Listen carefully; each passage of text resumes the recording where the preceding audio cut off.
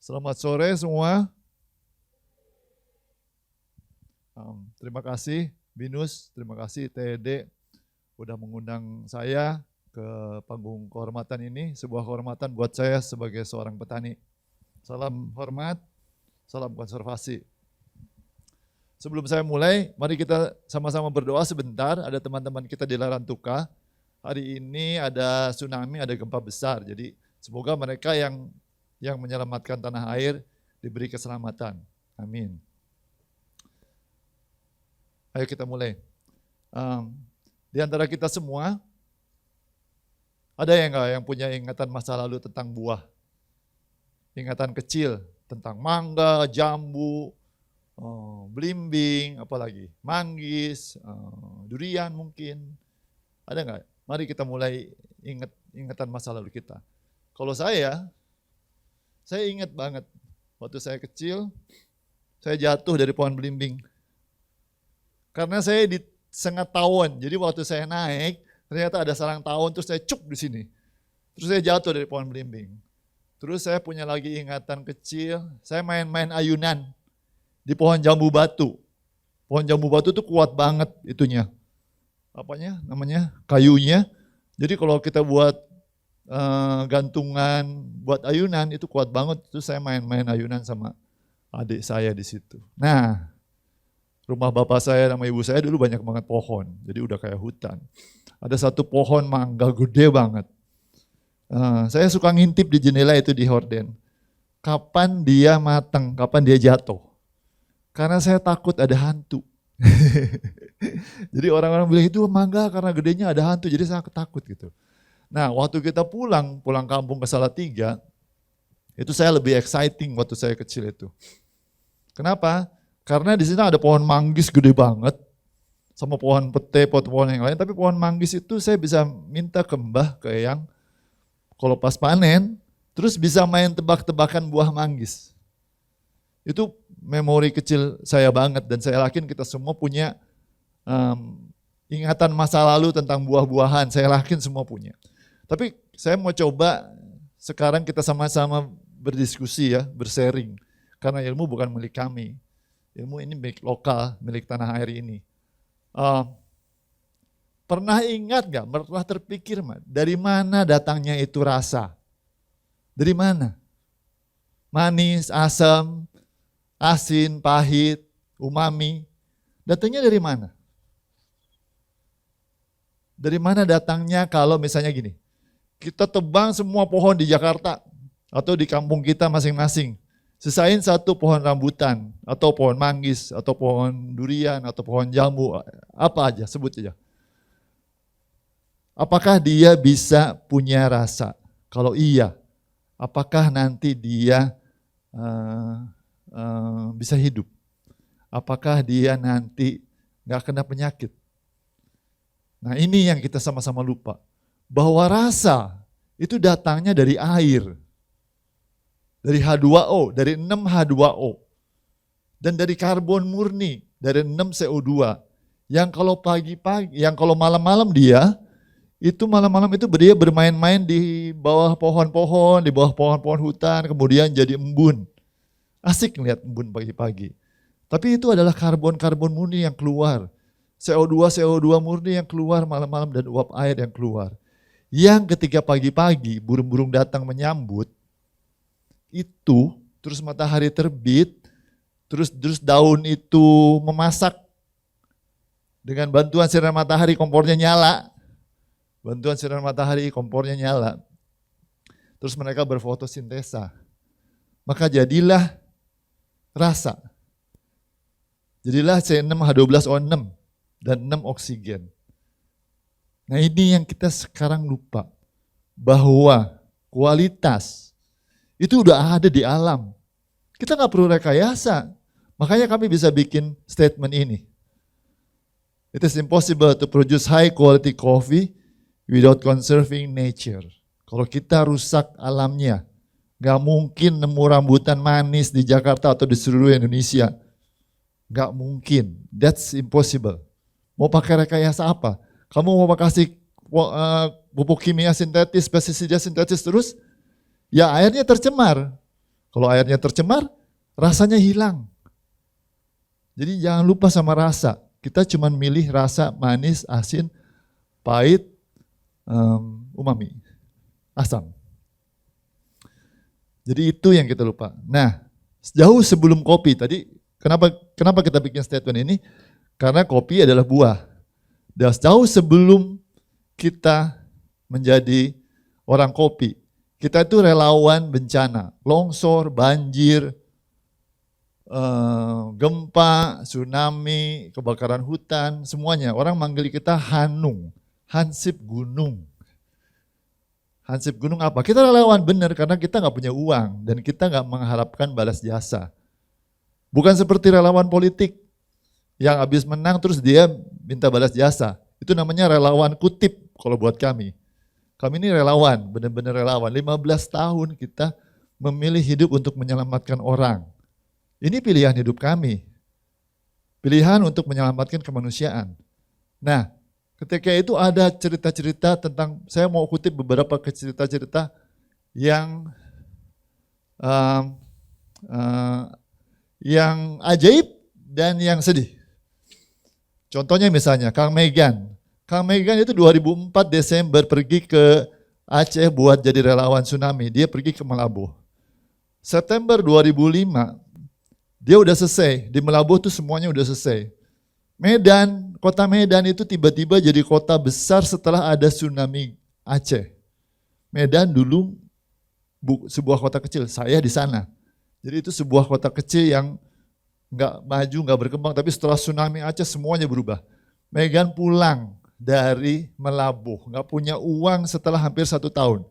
September dia pulang ke Medan, mau pulang ke Bandung, nggak punya uang. Akhirnya dia nebeng-nebeng truk, sampailah dia di USU, di Universitas Sumatera Utara. Cari akses tinggal di Kompas USU, cari akses buat dapat kapal laut sama buat dapat Hercules gratis. Hercules gratis itu dulu standby di Polonia Airport. Suatu pagi 5 September kalau saya nggak salah, nanti saya tanya lagi Megan.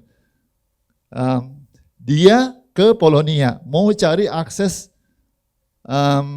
Hercules gratis pulang ke Bandung. Terus pagi-pagi itu dia lihat ada ibu-ibu bawa barang banyak banget, anaknya nangis terus gitu. Karena dia biasa nolong orang, terus dia samperin orang ibu itu, Bu, kenapa? Terus anaknya ngelihat dia berhenti nangis. Terus ngobrol-ngobrol dia nangis lagi, terus berhenti lagi, nangis lagi. Akhirnya ibu itu sampai percaya ngasih trolinya sama anaknya ke Megan. Terus ibu itu lari-lari ke loket. Dulu belum ada online tiket. Loket itu penuh banget dan saya di Medan waktu itu, Polonia itu penuh banget dan susah banget dapat tiket. Terus ibu itu balik, dia bilang pesawat saya ketinggalan.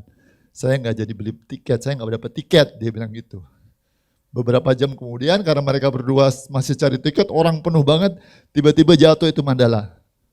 Ibu itu, waktu pesawat itu jatuh, Megan di dalam Polonia, saya di luar karena evakuasi di Jalan Jamin Ginting. Waktu itu si ibu itu bilang, Bang, abang itu sebenarnya mau kemana sih? Saya mau ke Bandung, Bu. Gak punya uang, lagi tunggu Hercules. Terus ibu itu bilang, Bang terima kasih ya, abang nyelamatin saya. Abang saya belikan tiket, pulang ya, kita pulang bareng ya. Dia bilang gitu, itu keajaiban. Terus Kang Dok, September 2009, gempa Padang. Jadi relawan, gak punya uang, ditaruh di sebuah tempat sama relawan-relawan yang lain, di gedung yang kalau goyang lagi itu ambruk. Yang nolong ditaruh di tempat gedung yang mau ambruk. Tapi rela, Dok nggak apa-apa ya, itu pilihan hidup. Terus karena asesmen, dia harus asesmen. Jadi berapa yang rusak, apa bencananya apa, ketemu orang ngomong. Di angkot, di Padang, dia dimintain uang 25.000. Marah dia. Cuman dia tahu, ini pilihan hidup saya. Saya nggak boleh marah gitu. Akhirnya dia terangin, Bang, saya di sini bantu gempa Padang. Terus supir angkotnya tuh sampai bilang, maaf ya Bang, maaf gitu. Itu kesedihan. Saya sendiri contoh di Gempa Pangalengan. Gempa Pangalengan itu 2009 itu 7 skala Richter. Pangalengan dan Padang itu semuanya 7 skala Richter. Ya, saya nggak ikut trauma healing. Teman-teman PGPI yang ikut trauma healing. Teman-teman Cikal Bakal Klasik Bin yang lainnya ikut trauma healing. Saya bantuin bikin petani cara bikin kopi konservasi. Jadi dibetulin gimana bikin kopi konservasi. Saya colek Pak Atang, kopi panen. Terus saya lihat matanya dia. Matanya tuh udah mata yang gak punya harapan. Jadi harapannya udah gak ada. Sama teman-temannya semua gak ada. Mereka bilang gak mungkin Pak, kopi itu cuman batangnya cuman kecil. Mungkin 1 mili ya. Rumah aja kita ambruk. Gitu. Gak mungkin kopi panen. Terus saya bilang, udah bawa tolombong. Saya bilang gitu, pakai bahasa Sunda. Udah bawa tolombong, nah hayu naik. Gitu, saya bilang gitu. Itu waktu lihat kebun kopinya, itu saya lihat banget. Mata yang tadinya jauh harapan, yang udah redup gitu. Udah susah banget ya ditolongnya. Karena mereka harus bikin rumah lagi. Udah redup, terus itu matanya berbinar lagi, kelihatan lagi matanya, terus penuh harapan lagi. Di situ titik balik kopi Indonesia. 1 tahun setelah itu, orang lokal beli kopi Indonesia banyak banget, sampai sekarang. Jadi yang membawa berita, ayo minum kopi, itu bukan kami. Itu adalah kebun-kebun kopi yang kemudian jadi hutan talun. Itu keajaiban. Itu titik baliknya. Dan itu juga titik balik buat kami Klasik Bin. Kenapa?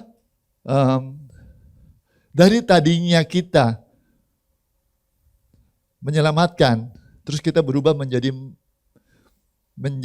mencegah. Kenapa?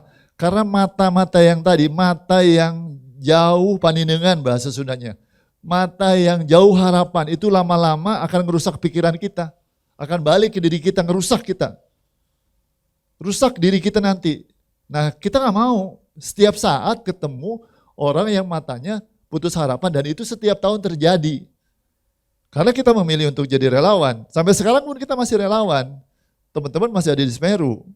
Jadi di Klasik Bin biasa kalau ada acara, ada bencana, 2 orang atau 3 orang tuh hilang tiba-tiba jadi relawan. Nah itu yang kemudian akhirnya kita coba melangkah.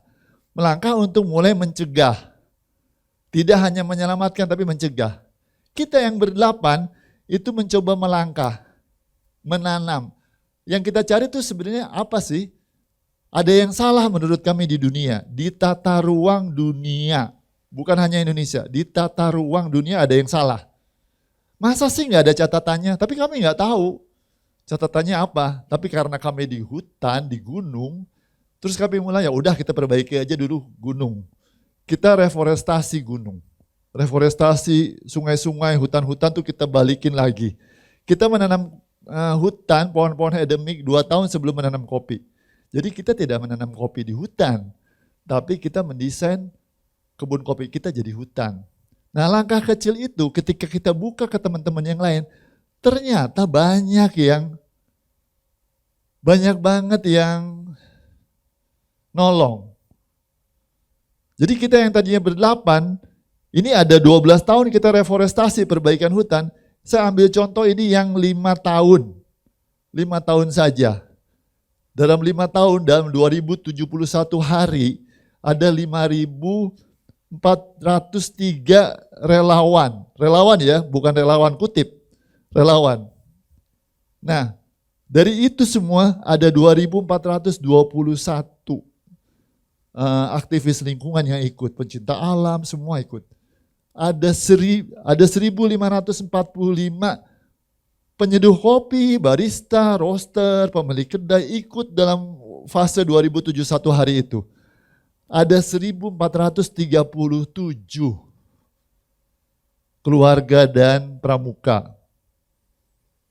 Itu jadi membuka langkah kami, membuka pikiran juga akhirnya. Bahwa banyak orang yang peduli, banyak. Cuman kita nggak kasih kesempatan dan kita nggak kasih tahu. Gitu. Jadi langkah kami yang tadinya ber8, cuman 8 langkah, Yang kalau satu hari kita hitung 1 meter saja, yang langkahnya cuma 8 meter, tiba-tiba kita punya 5.000 langkah. Yang kalau satu orang aja 1 meter satu hari, itu udah 5.000 meter. Jadi langkah kita yang tadinya langkah-langkah kecil jadi jauh banget gitu. Dan dampak sosialnya tuh jadi lebar banget, dampak lingkungannya apalagi. Jadi kita perbaiki lingkungan dulu. Dari kita berdelapan, tahun 2015 kita ada 1.003 orang. Sekarang kita ada 2.000 petani. Dari 37 hektar, sekarang kita udah punya 581 hektar. Dari 20.000 pohon yang kita tanam di awal, sekarang kita udah punya 449 pohon. Dan itu semua ada geoteknya. Dan akhirnya kita punya tim pemetaan. Radi yang tadi digambar itu, Kang Radi, ini adalah generasi kedua Classic Bean. Nah, kalau dilihat lagi nanti, ini belum termasuk pohon-pohon yang ditanam dari tamu-tamu kita. Kita punya namanya Carbon Neutral Coffee Trip dan Carbon Neutral Coffee Class. Diinisiasi oleh Classic Bean generasi kedua. Itu Mas Abiatar itu ada di situ. Dia yang menginisiasi semua orang yang datang ke Classic Bean, Pak, mesti tanam pohon. Nanti petaninya yang jaga 30 tahun. Dan dalam waktu berapa Mas? 2017, 18, 19. Itu kita, Mas Abi, dari tamu-tamu itu, menanam hampir 1.680 pohon. Mengkonversi 30 ton karbon polusi. Pas sebelum pandemi dia berhenti. Karena kita nggak bisa apa-apa habis pandemi. Gitu. Jadi ada catatan-catatan kecil, langkah-langkah kecil yang kita itu akhirnya kita tahu, kita dapat bahwa sebenarnya ada struktur, ada literasi kuno tentang tata ruang dunia, yaitu berdasarkan gunung, mata air, dan sungai. Kalau gunungnya meletus, sistem airnya berubah, maka tata ruangnya berubah. Nggak bisa ada tiba-tiba politisi ngomong, itu Gunung Papandayan misalnya, dicabut, bukan cagar alam lagi misalnya. Nggak bisa, karena hitungannya adalah gunung, mata air, dan sungainya. Dan semua orang, dan itu baku, nggak ada satupun kepentingan politik atau penguasa siapapun di zaman apapun yang bisa mengganti itu. Nah, prinsipnya adalah bersiklus, semuanya bersiklus. Di sebelah kiri ada bersiklus, di sebelah kanan ada bercocok tanam. Pertanian modern itu bercocok tanam. Yang cocok ditanam, yang nggak cocok dicocok-cocokin gitu. Nah, tapi kalau kita lihat garisnya jadi linear. Coba kita lihat yang sebelah kanan dulu deh ya. Yang sebelah kanan tuh mana mic ya? Nah ini kan bulat nih. Misalkan ini dunia. Ini kita kasih gini. Garis lurus ini. Ini garis lurus nih. Ya kan? Jadi kalau kita kali garis lurus ini, kita yang tadinya di Jakarta atau di sebuah titik, karena kita ngambilnya nilai tambah dan punya garis lurus linear, akhirnya kan kita keluar dari atmosfer, kita masuk ke tata surya. Terus kita masuk kemana lagi sih? Ke Oort cloud. Terus kemana lagi sih? Ke interstellar. Terus kemana lagi habis itu? Ke Milky Way. Terus kemana lagi? Ke Venus, ke Virgo. Iya kan? Terus kita keluar semua dari ke galaksi itu, keluar semua. Ujungnya di observer universe. Tapi berapa miliar tahun cahaya itu? Ada yang bisa nggak? Jadi yang di kanan, yang bercocok tanam, itu menghasilkan pertanian seperti ini. Kami 20 Oktober 2019 pergi ke Gunung Sumbing. Kita punya teman di sana, keluarga kopi, namanya Kelompok Tani Bina Sejahtera. Mereka gila banget konservasi hutan dan kopinya, gila banget. Dari sana mereka kenalkan, namanya Mas Eet pemimpinnya. Mereka mengenalkan kita dengan Mas Adit dan Mas Ape, orang Dieng. Waktu itu kita mau belajar karena kita udah menemukan catatan literasi Nusantara kuno. Akhirnya kita belajar mapping. Di mana mata air Serayu ini? Kali Serayu yang besar ini mata airnya paling banyak di mana? Ternyata mata air utamanya itu di Perahu. Jadi kita mesti ke Dieng, lewat Dieng. Waktu kita jalan, kita tuh cari mata air, itu ngelewatin kebun-kebun kentang. Terus saya iseng ngomong sama mereka, kalau saya gaji Bapak 2 juta sebulan, Bapak kerja 10 tahun sama saya, mau nggak? Tuh orang itu semua bilang mau. Iya mau. Nah, terus apa kerjanya, mereka tanya gitu. Apa kerjanya? Gini, kita bagi 3. 1 orang urus pembibitan, tanaman lokal, 1 orang bikin lubang-lubang tanam, 1 orang lagi bikin nanam pohonnya, bikin kompos, Jadi bukan 3 orang, 3 kelompok. Jadi 1 kelompok bikin bibit, 1 kelompok persiapin lubang, 1 kelompok persiapin kompos. Terus mereka tetap masih bilang mau Pak, mau. Terus saya kan kaget juga ya. Terus mereka bilang, kami dapat dapat kentang dari Bandung Pak. Saya makin itu kan, karena saya orang Bandung. Nah, Bandung dari mana? Saya tanya lagi. Dari Pangalengan Pak. Oke, sekarang ceritain lagi deh. Gimana sih kentang di kamu tuh gimana sih? Dia cerita. Dulu tahun 80 sampai tahun 90-an, 100 kilo bibit kentang, kita dapat 2 ton Pak. Dulu dapat 2 ton. Terus kami kasih pupuk terus kimia, kasih pestisida semua, kasih sintetis semua, herbisida semua kita kasih. Sekarang Pak, waktu itu tanggal 20 Oktober, waktu itu tanggal 23 Oktober 2019, saya sampai hafal tanggalnya. Terus dia bilang, ya udah, mau Pak. Akhirnya kita perbaiki, mereka mau kerja sama kita. Nah, terus ini, terakhir, kalau kita yang bersiklus, akhirnya udaranya sejuk, airnya balik, hutannya balik, semuanya balik. Nah, akhirnya kita bisa berpikir bahwa, bisa punya statement yang terakhir bahwa, kalau kita memutuskan 12 tahun lalu untuk bersiklus, kita membuktikan bahwa farming itu healing, not just feeding. Siapa yang mau ikut? Terima kasih.